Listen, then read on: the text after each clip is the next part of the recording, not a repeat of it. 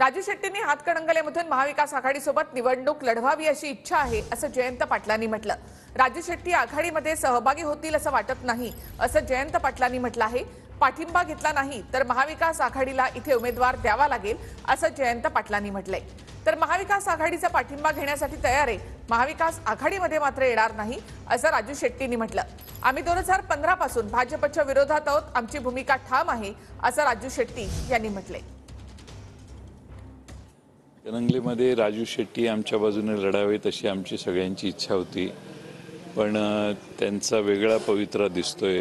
शिवसेनेचे नेते त्यांच्या संपर्कात आहेत होते आणि आम्हाला वाटत होतं की एकत्रितपणाने ते शिवसेना, काँग्रेस, राष्ट्रवादी यांच्याबरोबर धर्मनिरपेक्ष आघाडीत सहभागी होतील, पण सध्याचं चित्र असं काही दिसत नाही। त्यांनी पाठिंबा नाही घेतला तर मग महाविकास आघाडीला सर्व ठिकाणी उमेदवार उभे तर करावेच लागतील ना।